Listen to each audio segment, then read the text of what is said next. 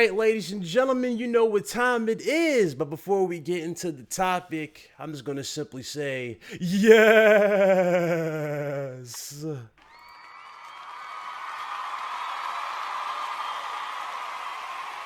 Yes, indeed, ladies and gentlemen. Yes, indeed. Welcome back to the channel. It's your boy, Ryan the Professional here.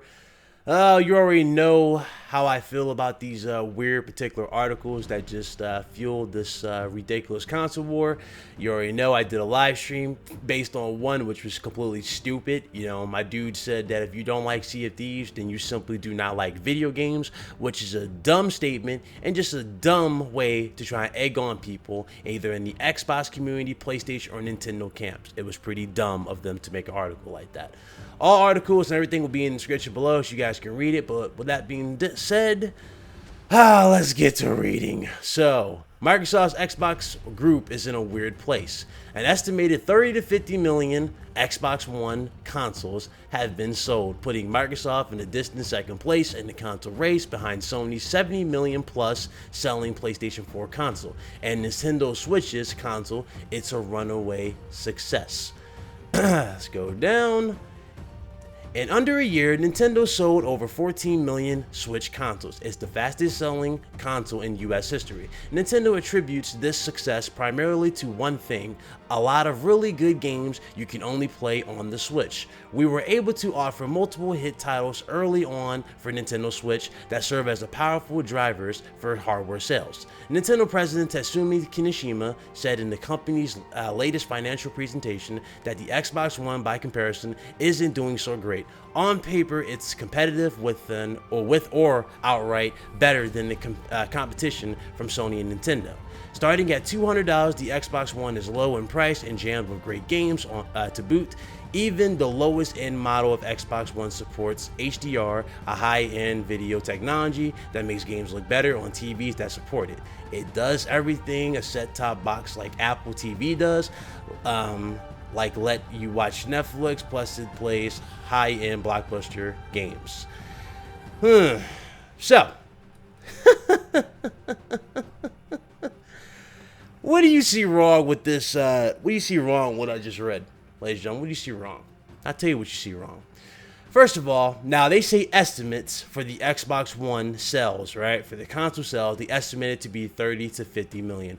Where in God's name do you get 30 to 50 million sales for the Xbox One? Yes, the Xbox One has, sales have gone up a little bit for the Xbox One, but they also, came out and said that hardware revenue is up 14% due to the Xbox One X. Obviously, the revenue was going to go up for the Xbox One because the Xbox One X is a premium-based console. It's $500. Whereas the PS4 and the Nintendo Switch are not really premium priced. They're actually fairly cheap out there on the market. When you look at the Xbox One X, though, that was something that was going to be a given, especially when it was brand spanking new. People were going to buy it, obviously. The people who bought the Xbox One day one with the DRM policies and all that jazz that they had to remove are the same ones who bought the Xbox One S, which is the slim they hyped up to have HDR. And, of course, they bought the Xbox One X because they hyped it up to be just the console god of all time, right? Well, there you go. Another thing that they said in here, now they didn't really show, well, did they show? Yes, they did. They said that the Nintendo Switch sold 14 million Switch consoles. Actually, the Nintendo Switch sold 15 million at this point. It sold past 14 million. It's outsold the Wii U. Now, articles like this crack me up because, if you just read the title. Now, a lot of people, there's a reason why I didn't read the title to this article where it says Microsoft has a problem with Xbox that they can't buy, that they can't buy the way out of. There's a reason why I didn't read that title. There's a reason why. I wanted to focus on what was said in that article before I even read the title. A lot of these people simply read the articles and they don't even, read the titles of the articles and they don't even read the articles itself. That right there is why we're in the situation that we are in. Now, as far as this company saying that, oh, Microsoft is this, that, and the third, they're fine, and that people need to lay off or whatever, or the fanboys saying we need to lay off and let them branch out. I've already explained this. They're not branching out. Yes, they have the ability to now be played on PCs and all that. And yes, that's branching out when you're giving your games to PC and having it linked to Xbox. But when you have the big idea of bringing it everywhere, that's no longer becoming just, that's no longer branching out. When your games are eventually on Xbox, or I'm sorry, when your games are eventually on PlayStation, Nintendo, and PC, and Microsoft is just acting like a third-party dev, that right there is not branching out. That is becoming a software publisher, and that's what Microsoft wants to be. Microsoft has always succeeded in selling you software, hence why Windows 10 is one of their top sellers that brings in the most profit. Okay, that's where I'm getting that.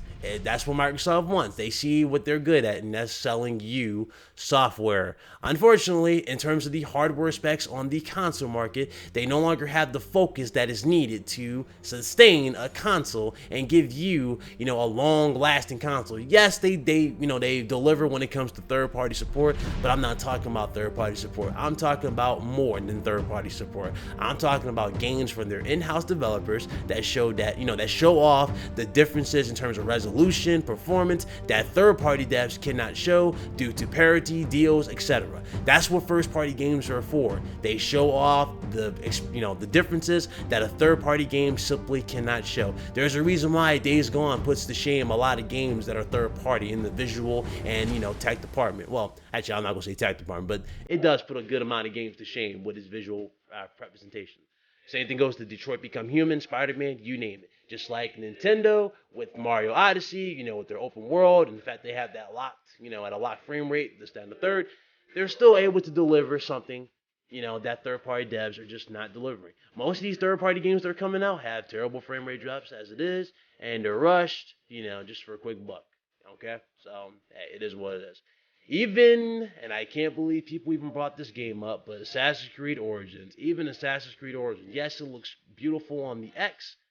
That's not enough. You need more. You need more than that, okay? Especially when it's already on the PlayStation 4 and wherever else.